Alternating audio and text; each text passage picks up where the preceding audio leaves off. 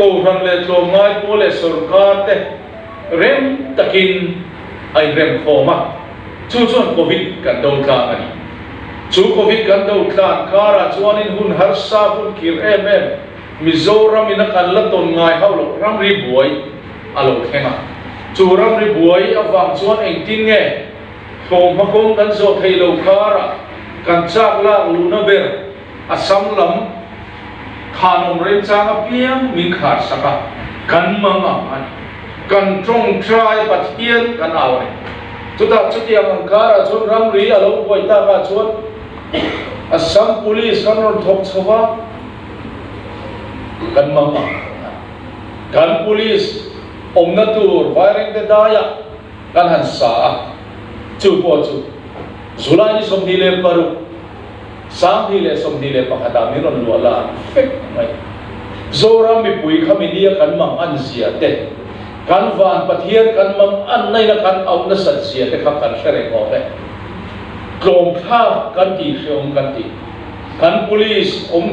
nai kan ha cha ko ma za or ba kan khin no wal ram khoi tu te kan manga ti ngai na si lo en tin nge kan pa chom ta kan dia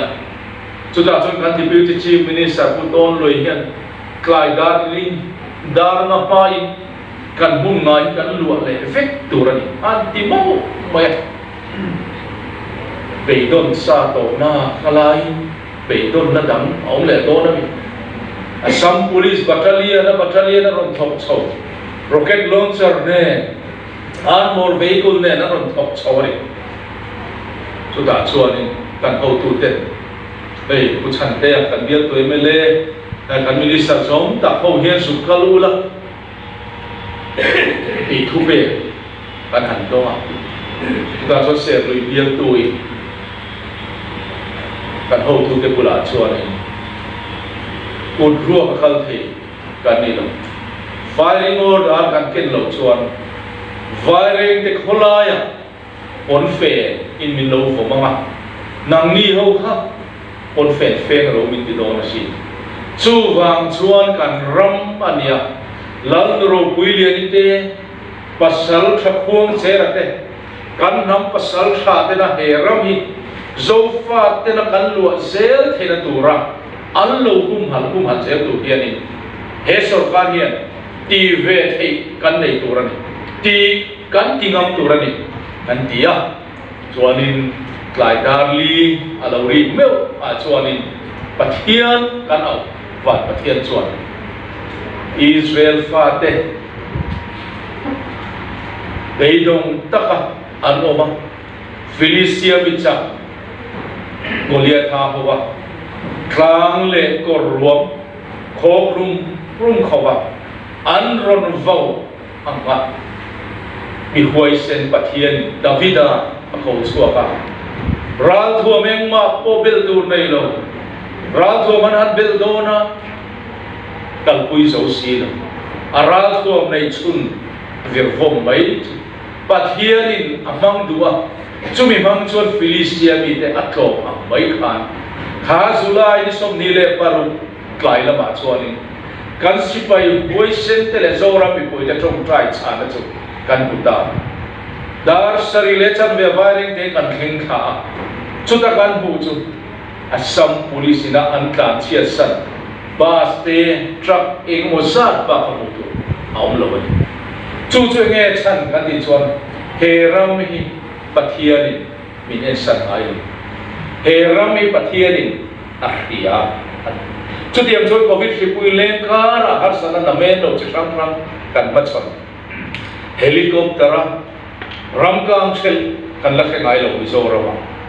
chu tiang ang din muna chon kan ding ko chak lama ni tin li rahinga kel ka nga har na khenga Mizoram mi pui tele Mizoram pona kan ri te pui tele ron sima lim ta kan na mun ate chuan ma ni lumpo kel ka mi pui tele kilai district mi pui ten an lu ngam lo khang mangan nakara khan pun harsa kan to kara khan pathian he na be san ai chu dia ngam chuan ni sai lo na po niza covid khile kara kanani no thei chung lam ro man le mal som na kan ti lo thei lo thok tu te pe na te vc te pe na te kan ministry te pe nai khang zong zong a aden sok so lo an chu wang chuan zo fa te pathian ni min en san lo Israel fa te andin mun kan en chuan Abraham atangin dang thu athoma ram man lu aturit chu nam chuan ram an lu atu ram tiam abo sai saka ram thu athum le chu tiang chuanin lal thu lal iso Krista chan chin tha an thiat theina turin lal thu athum le chu mi dot le lo kal chu mal som na thu thum an chung zong song chu mi zo fa teng kan nei ve ve mi zo na kha chin lung chua in ti zong song te a then parmala ma te kan a then Bangladesh a te India ra ma te kan khosra chung zong song te sa mai to thina in ngai to fe nga yemo parmala ma kan una te din mun ki Buddhist khowera sa kholian ber te zinga mi kara ano ma se zo na khak zong zong te ki Christian ring tu lali so Krista nong zui tu te vek India ra Manipur te Assam le Meghalaya le Tripura te chunga kan unau te po sa kholian Muslim te Hindu kara te amaro chu pathian in zo fa te min siam dan adang la Christian vek Bangladesh kan sukala ramati ate kan unau mitam tak an la an sa huwa chu Muslim Musulman ka ti khan chung ang kara po chun zo ka khap song song Christian lali so Krista nung zui tu defek an amma ani ti lo rual ani lo chu tiang ang chuan pathian in hen nami abuat saya UN chuan UN Declaration on the Rights of Indigenous People atia sami le pasari khan declare Indigenous people ten anmania an salena an neina turin ope anilava atin chumi tuthung pom tu chuan zoro a party zong le NGO zong ani chu ho an chu chuan marum hruai zelmin khal khoma voinia kanunau te Manipur te Burma le Bangladesh mi ten har sanga na main lo an to kan sarkar tan purrik lutuk mai an Burma lama kan unau ten hun har sale mangan thak kan to lai pon ei tur kan nei lawang ti lawa thei to pron chu tu te khan har sanna alo to fe ta so fa te Jerusalem Mizoram anun tla lu ta chuta chuanin anin hum himna mai pia lama an ei tu sarkar angai tu angaya voini leng hianin ei tu nei lova bakha khur lai chu tu pakhat ma anum lo ni nimina hai kan minister zong tak oyan press conference an ya chuta asoi karon chin che chu refugee no pang sang riati e sarkar ya kan minister zong tak ho hian aen kol zirna ape zirna khoni na pe sathiani lo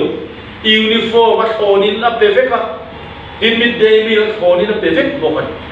engwang na chungwang zong chuti anti chuan ramin ri nei ma se namin ri nei lo anei miau lo wangin kan unau te mangan na te kan unau te har sana to te chok tu rian he sarkari he nam hi ading thla ni ti hi voi ne he kan soi lo chu tiang chuan Bangladesh lama kan unau ten har sana na main lo to ka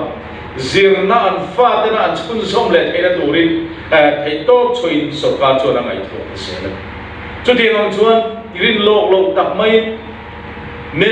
ni thuma Manipur lama kan unau ten har sana na main lo voi thengin na to chu har sapna kara chuan enge kan mu zo fa de mizo nam in tito potina kan lung kham ram Greater Mizoram kha arun lam voi tamai hen na mi pathian ni na bua sero re la pakhat bua hian eng tik ni mu chon min la suai khom don ti kan thin lung Ramri re mi theilo kan nam pasal tha te an lo chi ta kha voi ne chona ron al ta phut mai chu wang chon ke ni chuan ki nge kan sa khove chon political boundary te a ong nge mai ma se hen nam eroi chon boundary anei hau Burma lama kanuna te Bangladesh lama kanuna te Manipur lama kanuna te na harsan na anto te ikan harsan na to ani an mit tuitla nai kan mit tuitla ani ti so fa som te kan pom da me kan ngai da get da ani voinia kan sa phobia inte kan ko than mun ma song an so sa te pathianin athung rulam keinin thung lu thaina turin chak na kan nei pathianin kuba min lak sa ang di kai chu ka pom da tla voinia kan una te mangang ta ka omte helaya an sa hin na mai tu ate din an fi se na chung cha te helaya an kan ko khotla oe me te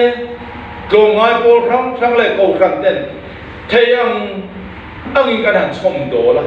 amoy ni tiro an nat nakikan dat na ani an manga nakikan mang an na kan unaw de kan thisen zom pui an nia tha du pul chul khat chua vik mai kan ngai tha kan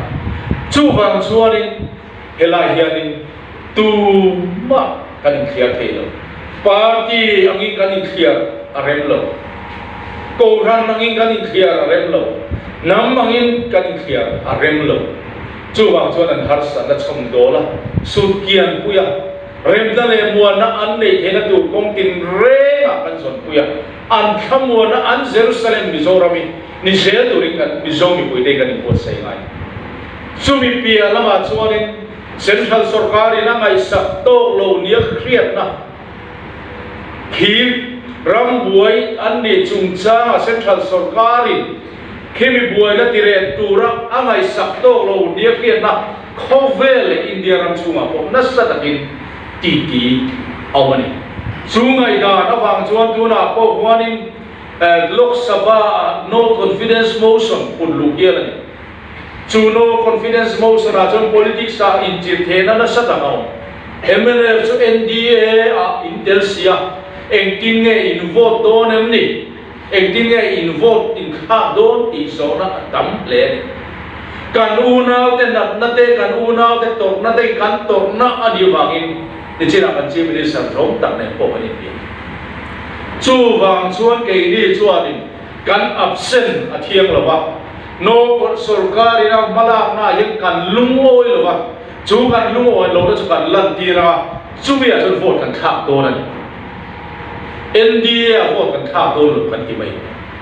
chu lo pun sar mai ro mi ron dia choi lai khan chu tiang ang chu bizo mi puite party ang emo ko khan ang emo kan in thenda atulo nam anga kan tran rual la kan tran rual thap angai in soi thei tu emo in chuang thei tu emo in ru do thei tu emo chuang kan om lo kan nam adam lo wa chan ngai anoma chan turin kan parliament Lok Sabha ko member pakhat kan le chu member chuan sarkar lai pui ina Manipur boina chung changa malak da na du khop lowa kanuna te kan tor pui sia kan tinan sarkar rin to lo bo i vote bu kan ti an chu su hoi ni local contest sia dai kan sei wa